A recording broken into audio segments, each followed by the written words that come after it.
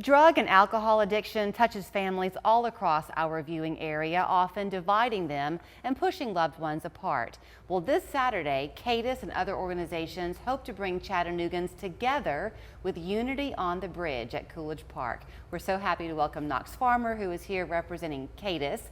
Kelly Weber is representing the Launch Pad, and Sammy Hatley is representing the Oxford House. So good to see you all three. Thank you. You're three among a pool of many. You were telling me, Kelly, 50 vendors or so are going to be there on Saturday? Yes. So Knox, we've talked about this before. You love coming on and sharing what the work that they do at CADIS because you are able to really help the whole family, right? We are. It's truly a blessing to have this event and partner with the Oxford House and the Launch Pad and all the other partners and agencies that help in recovery. Saturday's going to be special, and CADIS is just blessed to be a part of it and provide a full continuum of care for those that are suffering. I threw the ball to you first because if there's one thing I learned in talking with you and others about addiction is that it never affects just one person. So I mentioned the family because pretty much if you're watching and this situation touches your life, you're the person who should be coming on Saturday. Absolutely. So we have many different organizations that are going to be working with us this weekend and that we work with throughout the year. Kelly and I actually are technically competitors. We both provide housing for recovery, people in recovery from drug and alcohol addiction. However, we work very closely together. We're just a big, giant community. Well, you couldn't possibly be competitors because the truth is the problem is pretty pervasive.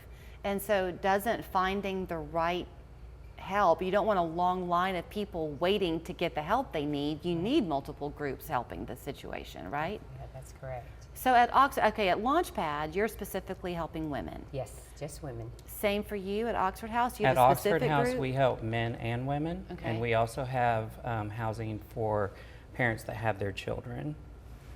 Oh, that's very helpful. Yes. That's very helpful because you want to keep that support system there as much as you possibly can.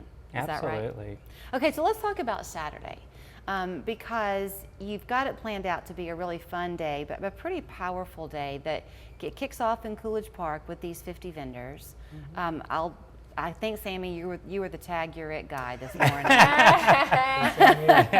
So who are we going to see there? Like what types of vendors are they going to be at the park? We have treatment centers that will be present. We have counseling resources.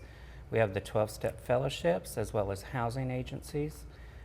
Pretty much anything that would do with providing resources to people who are in recovery from drug and alcohol addiction will be available. So Knox, are you thinking this is a good time for an individual person to come if they're the one struggling, but also a friend who might want some info to take back? Absolutely. I mean, this is a day to celebrate recovery and those that are in recovery, but this is also a day for us to help anyone that is seeking recovery.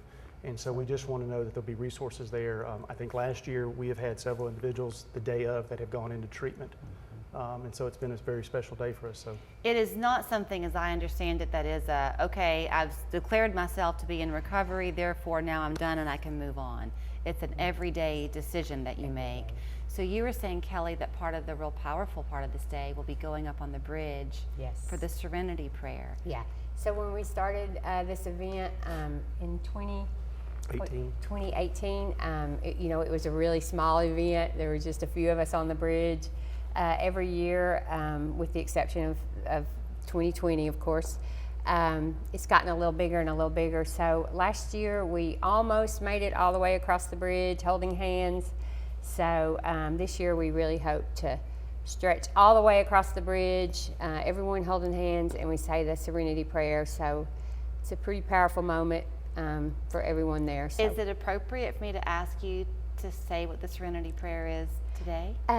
So the Serenity Prayer is, it's a prayer that we use in the 12-step fellowships. But it's not very long, is it? No, it's not. Can you say it? Can I say it? Yeah. Yeah, sure. It's God, grant me the serenity to accept the things I cannot change, the courage to change the things that I can, and the wisdom to know the difference. Because there are people watching today who might not be able to be there on Saturday, so they got the Serenity Prayer today. Yeah, that's true. There's power in those words, isn't there? And when you say the Serenity Prayer, is it intended to be just for the person struggling? Because I would think that that prayer would be applicable to that support group walking along with them. because you're part of the success, are you not? Absolutely. I found that my 12-step fellowship has not only helped in my recovery from drug and alcohol addiction, but also in every aspect of my life. And if you just take a breath and you think for a moment before you react, things are so much better. Gives you an inner strength. It gives you an inner strength. And we only have a minute left, and I want to remind people of where to go. There's a big bike ride happening. There is a talent show. So there will be 2 people who will walk away with a combined $300. Yep. That'll be fun to watch. But if you are out there and you're walking this journey, you should be very proud that you're walking that journey. It's not easy. Thank you, all 3. Thank you. Thank you for Thank having you. us.